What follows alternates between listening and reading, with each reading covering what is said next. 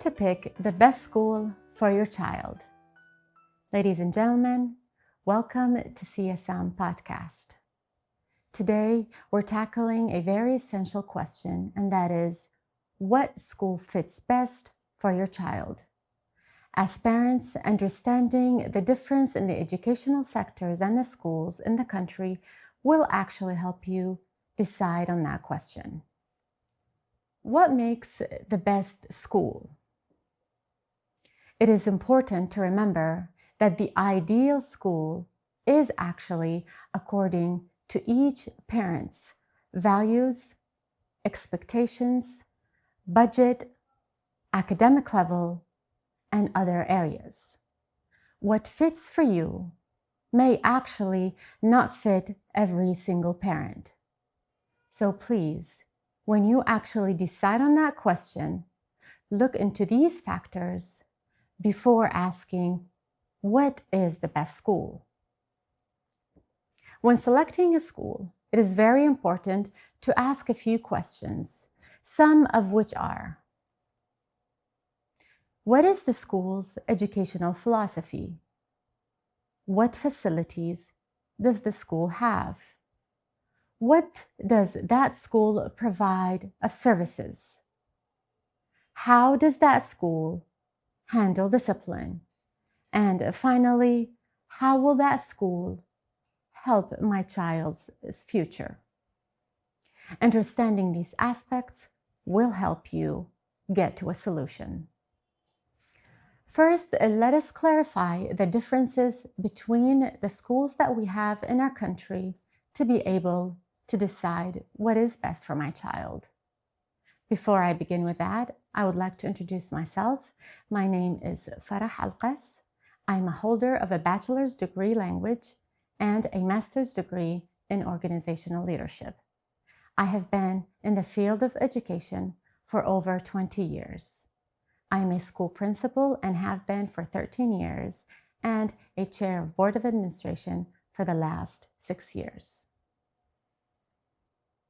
I am here today to offer you insight and advice to help you answer that question of what is best for your child.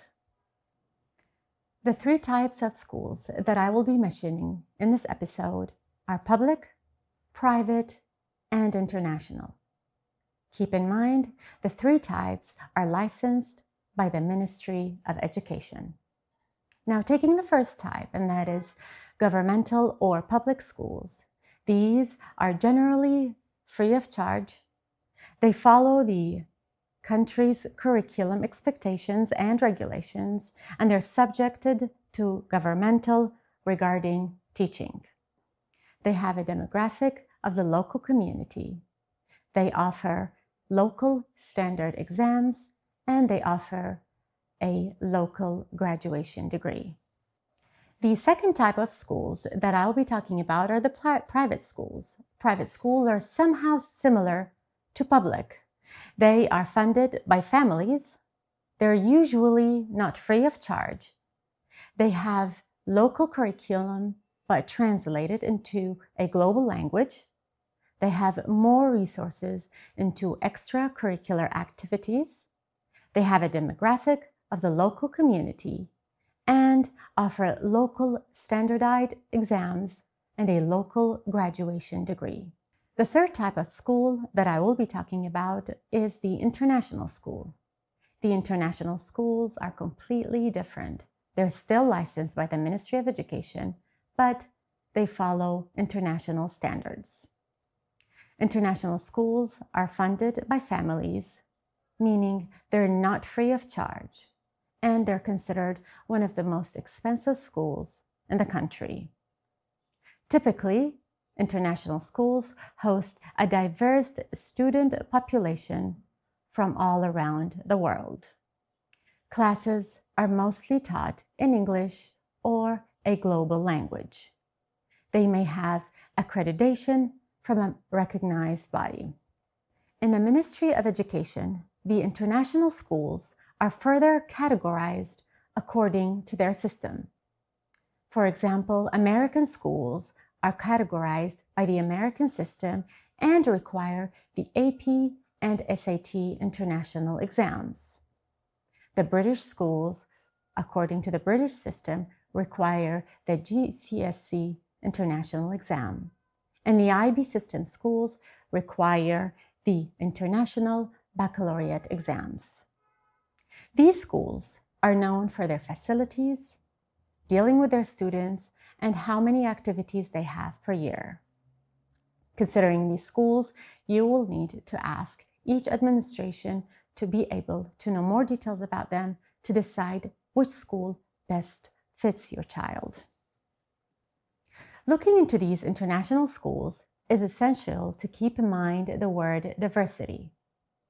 Diversity in ethnicities, diversity in philosophies, ideas, teaching methodologies, activities, and much more.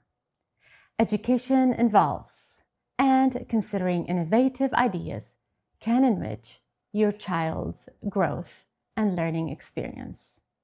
Ladies and gentlemen, thank you for joining me today. Remember, the right school fits for your child according to your values, expectations, philosophies, and thoughts. Please feel free to stay in touch. Ask the important questions that will help you to get to the right answer of what school is best for your child. Thank you so much.